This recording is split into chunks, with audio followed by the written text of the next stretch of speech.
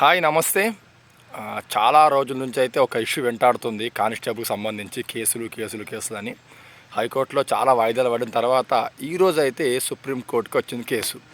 అక్కడ ఏం జరిగింది క్లియర్గా చెప్పుకుంటే, బోర్డు నుంచి అయితే 2 లాయర్లు, అలాగే స్టూడెంట్స్ కేసు వేశారు కదా, మన వాళ్ళు కూడా వేశారు కదా, ట్రైనింగ్ లీలే అవుతుందని. వాళ్ళ నుంచి 2 లాయరు, తర్వాత రామారావు సారు, ఇంకా మొత్తం కలిపి 8 మంది లాయర్లు వచ్చారు సెలెక్ట్ బోర్డు తరపు నుంచి. అలాగే ఎవరైతే సెలెక్ట్ కాలేరో వాళ్ళ తరపు నుంచి కూడా ఒక లాయర్ వచ్చాడు.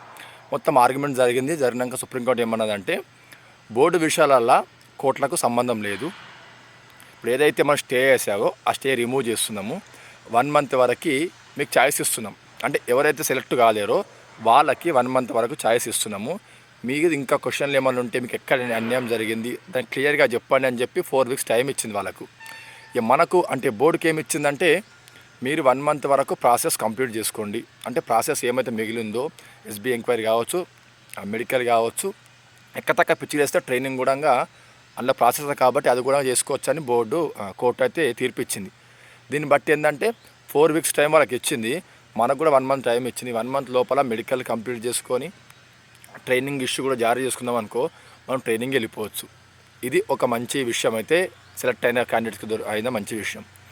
ఇంకా వాళ్ళకైతే 4 వీక్స్ టైం ఇచ్చారు కాబట్టి వాళ్ళు దాని పట్ల 4 వీక్స్ అయిన తర్వాత మన లాయర్లు మాట్లాడుకుంటారు. మనకేం సంబంధం ఉండదు, హ్యాపీగా ట్రైనింగ్ వెళ్ళిపోవచ్చు. ఏం కంగారు పడొద్దు, ఖచ్చితంగా ట్రైనింగ్ వెళ్తాం.